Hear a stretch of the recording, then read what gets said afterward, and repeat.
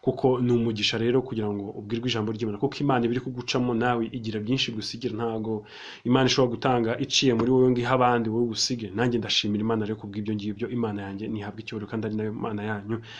Amasaha nk'aya rero tugiye kongera kuganira nanone ijambo ry'Imana, tuganire ku kintu cyo kuba inyangamugayo. Muri iyi minsi abantu twese dusigaye dukunda kuvugwa neza, ariko tukavugwa neza ibinyuranye n'ibyo twakoze, ku buryo iyo umuntu akoze ikintu kibi ukavuga ikibi yakoze bihinduka ikibazo. Niyo mpamvu muzumva muri iyi minsi bavuga ikintu ngo abantu ngo amagambo yabaye menshi. Ntabwo ari uko amagambo yabaye menshi nta nubwo kuvugwa ariko kwabaye kwinshi, ahubwo nuko ubunyangamugayo bwabaye buke mu bantu. Iyo umuntu abuze ubunyangamugayo abantu baravuga ati kanaka si inyangamugayo, kanaka ntagenda neza, ntakora ibyiza, ntagira gute. Muzumva n'inyigisho zinshi zigisha abantu zikavuga ngo abantu bazakuvuga, ngo nibakuvuga uzihangane, ngo bazakuvuga ngo ariko ngo bakugaruke. Ariko tukibaza ugusubiza amaso inyuma ukavuga ngo ese koko ibivugwa byose biba ari ibigeragezo? Ese koko ibivugwa byose nta kuri kuba kurimo? Ntihari igihe bashobora kuba bakuvuga ukuri, ntihari igihe bashobora kuba ibyo bavuze waba warabikoze. Aho rero niba warabikoze biba bisaba kugira ngo winyangamugayo. Kwanga umugayo ni iki? Ni ukwitwara neza, ukubahisha aho ukomoka. Kera baravugaga ngo bajyaga bavuga ngo umwana wa kwa kanaka mu rugo rwo kwa kanaka ni inyangamugayo. Noneho twebweho turabakristo, twakire Kristo n'umwami n'umukiza, turi mu rugo rw'Imana. Ukibaza ukuntu urugo rw'Imana ruburamo abantu b'inyangamugayo, ukumva ntabwo byumva. Dukuriye kuba turi inyangamugayo. Ukibaza ukuntu abantu bahagarara ku ruhimbi haburamo inyangamugayo, ukakuyobera. Ukibaza ukuntu abantu batunze Bibiliya mu rugo haburamo inyangamugayo, ukumva ni ikibazo. Ukibaza ibyo Bibiliya yigisha kuva mu itangiro kugera mu byahishuwe, ivuga gukiranuka, ivuga guhinduka, ivuga kugira umutima mushya. Ibyo byose ugasanga ahubwo ubunyangamugayo uko uyisoma aha kugira ngo iguhindure, ugashakamo ibintu bituma ahubwo ubunyangamugayo bwawe bubura. Ugashakamo amagambo avuga ngo bazagutera bacinzira imwe batatanyiriza mu nzira zirindwi, ngo bahaguteye, ngo ubwo bavuze ngo ubwo bahaguteye. Ariko hari igihe umuntu aba yaguteye ari akwiriye kugutera bitewe nuko koko ariko umeze. Niyo mpamvu rero tugiye kwiga kuri iri jambo rero, turebe koko ijambo ry'Imana ryemera ko umuntu ashobora kuba inyangamugayo. Ashobora kuba inyangamugayo bigakunda. Nani ikindi kintu nababwira, Imana yacana ibera nziza, ntishobora kugusaba ikintu udashoboye. Umwana w'umuntu ashobora kuguha akakubwira ngo kora iki ngiki ku itegeko ukagikora, ariko Imana yo yikubwiye ngo ukora ikintu ibizi ko kibashije. Yabwiye Gideon ngo genda uko imbaraga zawe zingana ukiza Abisirayeli Abamidiyani. Nuko yari isanzwe izi ko muri Gideon harimo imbaraga zo gukiza Abisirayeli Abamidiyani. Ntishobora kugusaba rero gukora ikintu utashobora. Ntabwo Imana yaza kunsanga hano ngewe ngo imbwire ngo ngiye gukiza Abisirayeli ibibazo byabo nta n'ibyo nzi. Igubwira gukemura ikibazo uzi, ufitiye amakuru kandi wanagikemura. Imana ibaha umugisha. Tujye gusoma ijambo turi busange muri Timoteyo, ni ibice bitatu. Turahera ku murongo wa 2, turaza kusimbuka umurongo wa 3 tujye ku murongo wa 4. Haravuga ngo nuko umwepiskopa akwiriye kuba inyangamugayo, no kuba umugabo w'umugore umwe, abe adakunda ibisindisha, wirinda ugira gahunda mu kubaho kwe, akunda gucumbikira abashyitsi, afite ubwenge mu kwigisha. Amen. Umwepiskopi akwiriye kuba inyangamugayo, cyo ni icyambere, no kuba umugabo w'umugore umwe, abe adakunda ibisindisha, wirinda agira gahunda mu byo akora, akunda no gucumbikira abashyitsi. Reka mbe ndekeye aho ngaho. Umwepiskopi ni umuntu wahamagariwe umurimo wo gukora umurimo w'Imana, wahamagariwe gukora umurimo w'Imana, niwe mwepiskopi.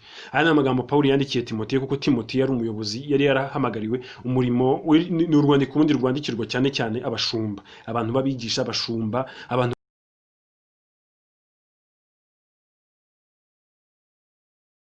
bakora umurimo nyine wo kutambira Imana. Umwepiskopi akwiye kuba umuntu udakunda ibisindisha, akaba ari umugabo w'umugore, akaba ari inyangamugayo. Rero aha ngaha reka turebe ni iki gituma abepiskopi muri iyi minsi batari inyangamugayo. Kandi ikindi cya kabiri, ikibazo cya kabiri, ndagira ngo aha ubyumve neza yuko ijambo ry'Imana rimutegeka kuba inyangamugayo. Kandi ndagira ngo umusobanurire neza ko kuba umwepiskopi bitavuze yuko nshobora kuba umwepiskopi kuko ndi umwepiskopi pasiteri mu rusengero runaka, padiri muri kiliziya runaka. Nshobora kuba umwepiskopi w'umuryango wanjye, njyewe n'abana 2 na madamu, njyewe n'abana 3 na madamu, njyewe n'abana 4 na madamu, njyewe n'umugabo n'abana, njyewe na papa na mama, nkaba umwepiskopi waho ngaho, nkajya ntanga ijambo ry'Imana akaba ari jyewe bareberaho. Ukwiriye kuba uri umuntu w'inyangamugayo niba uri umuntu uvuga ko uhagarariye ijuru ku isi, niba uzi ko uri umuntu wanditse mu bwami bw'Imana, niba uzi ko uri umuntu wahawe ubugingo buhoraho n'amaraso ya Yesu Kristo, ugomba kuba uri inyangamugayo, wanga kugawa, kuko iyo ugawe ugayisha ubwami bw'Imana. Umurongo wa 4 reka ngugarukeho cyane, twibandi cyane ku bantu b'ingo. Nanone havuga ngo umurongo wa 4 ngo utegeka neza abo mu rugo rwe agatera abana be kumvira no kugaruka kuba inyangamugayo. Imana dushaka ubunyangamugayo. Pawulo yandikira Timoteyo avuga ngo umuntu ugomba kuba umwepiskopi, umuyobozi, agomba kuba yujuje ubunyangamugayo, agomba kuba ari umuntu uzi kuyobora abantu bose be mu rugo neza. Nabisubiyemo, ushobora kuyobora umuntu inzira ntayiyoboke, ariko wamuyoboye. Inshingano zawe ni ukumwereka inzira, inshingano zawe si ukumuhagarika mu nzira, kuko ntabwo ushobora kumufata ku mbaraga. Birasaba rero ngo twige kuba inyangamugayo. Dutinya ko abantu bavuga ibibi byacu tukanabyanga, rimwe na rimwe tugakurikira n'inyigisho zivuga ngo abakuvuze ngo bazagaruka bagupfukamire. Wasanga barakuvuza ukuri, ushobora gusanga ibyo bakuvuga ari ukuri. None se niba barakuvuza ukuri bazaza kukwikubita imbere iki? Umuntu niba avuze ko uri umwambuzi wambura, umuntu niba avuze ko uri umujura wambura, umuntu niba avuze yuko uri umuhemuhemuka, umuntu niba avuze yuko udakunda Imana, udakunda abantu, ngo agomba kuba n'umuntu uzi gucumbikira abashyitsi, azi kwandikira abantu. Umuntu niba avuze yuko udashobora guha umuntu akanya akakwatse, ubwo hari ikibazo aba afite. Ibi ntago ari uguca imanza. Abantu bajya bavuga ngo ntugace imanza, ngo kuvuga umuntu ibyo yakoze ngo umucire imanza. Ntago ari kumuca imanza. Guca imanza ni ukuvuga icyo umuntu utazi ko yakoze. Ariko niba usanze umuntu ari guhemuka ukavuga ngo yahemutse, wenda uzitwa umuntu utagira ibanga, ariko ntabwo uzitwa umuntu wishye cyangwa se umuntu uca imanza. Nshuti zanjye rero ntabwo ngiye gutinda, ariko twongere dutekereze ku kintu cyitwa ubunyangamugayo, kwanga umugayo, kwanga kugayisha Imana, kwanga kwigayisha, kuba abantu bakwiriye kuba ibyitegererezo mu bantu, kugira ngo abantu badukureho imbuto z'umwuka wera, imbuto zo gukiranuka, imbuto zo kwera, imbuto zo kuba abana b'Imana. Kuko umuntu wese w'umwepiskopi, navuze ko umwepiskopi agomba kuba atari itegeko kuba ari umuntu umupadiri cyangwa se pasiteri cyangwa se umuririmbyi. Umuntu wese ufite icyo ayoboye mu buryo bw'umwuka, niyo waba uyoboye abana bawe mu mwuka mu rugo, uba uri umwepiskopi.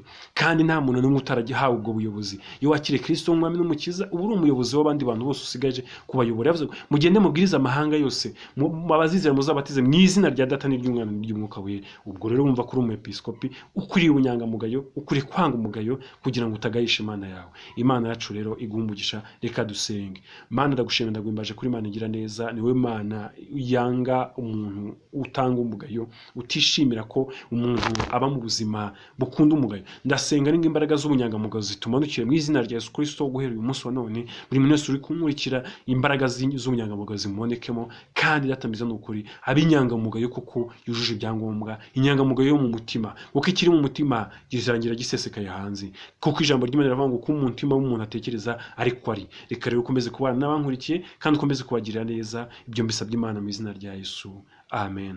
Nshuti zanjye rero, Imana ibahe umugisha kandi ikomeze kubishimira aho muri hose. Shalom shalom. Imana yacu ibagirire neza, amen.